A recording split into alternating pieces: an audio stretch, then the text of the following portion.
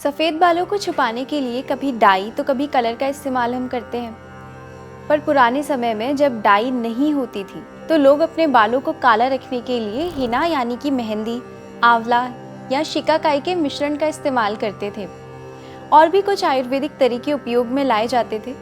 इससे बाल ना केवल लंबे और घने बल्कि काले और स्मूथ भी नजर आते थे। मगर वक्त के साथ साथ हेयर कलरिंग लोगों की पहली पसंद बन चुकी है। हालांकि ये इमरजेंसी के लिए क्विक सॉल्यूशन है, पर केमिकल्स शरीर को कई तरीके से नुकसान भी पहुंचाते हैं। कुछ लोगों को तो इमीडिएट ईचिंग जैसी दिक्कत होती है। ऐसे में अगर आप भी ग्रे हेयर से मुक्ति पाने के लिए किसी नेचुरल विकल्प की तलाश में हैं, तो आयुर्वेद में बताई गई कुछ औषधियों से आप बालों को काला और घना बना सकते हैं।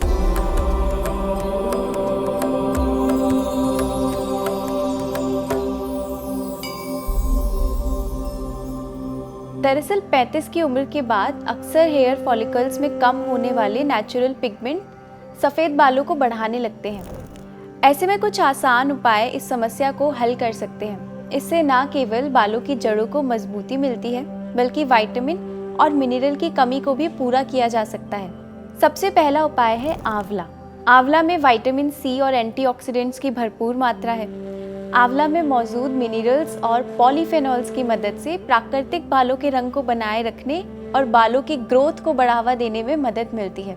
इस्तेमाल करने के लिए आंवला पाउडर को पानी में मिलाकर पेस्ट बनाएं और इसे 30 मिनट तक लगाकर छोड़ दें।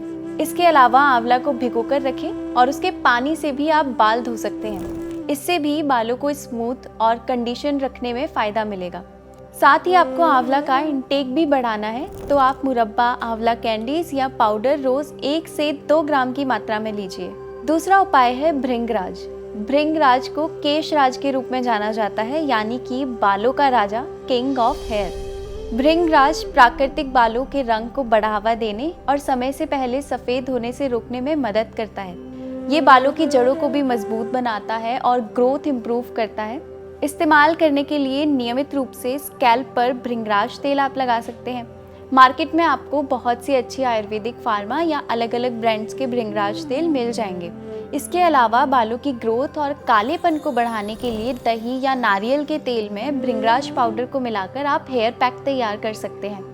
अब इसे 10 से 15 मिनट तक बालों में आपको लगा के रखना है। इसके बाद आप सादा पानी से इसे धो लीजिए या फिर किसी माइल्ड शैम्पू से धो सकते हैं। तीसरा उपाय है ब्राह्मी। ब्राह्मी तनाव कम करने, मन को शांत करने के साथ साथ स्कैल्प के रूखेपन को भी कम करता है। इसके अलावा बालों की स्ट्रैंड्स की मजबूती बढ़ाने और स्कैल्प को पोषण देने में इससे मदद मिलती है। इसे उपयोग करने के लिए ब्राह्मी ऑयल को आप नारियल के तेल में मिलाकर स्कैल्प पर मालिश कर सकते हैं। इसके अलावा ब्राह्मी के पत्तों के पाउडर को एलोवेरा जेल में मिलाकर आप हेयर पैक की तरह इस्तेमाल कर सकते हैं। चौथा उपाय है हिना यानी कि मेहंदी। हिना एक नेचुरल कलरिंग एजेंट है जो स्कैल्प को ठंडक देता है। इसके अलावा नेचुरल ऑरेंज ब्राउन रंग का एक टिंट ये बालों को देता है।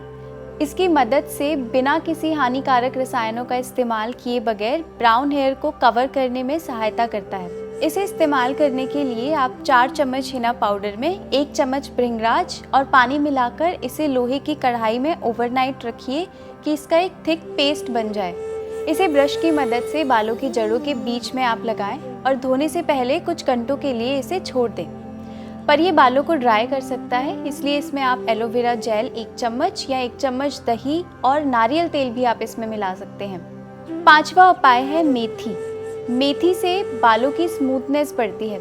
मेथी के बीजों में प्रोटीन और निकोटिनिक एसिड होता है जो बालों के विकास और प्राकृतिक रंग को बढ़ावा देता है और ये कंडीशनिंग का काम भी करता है। इससे बालों की स्मूथनेस बढ़ती है, बाल टूटने की समस्या कम होती है और बालों की जड़ों को पोषण मिलता है।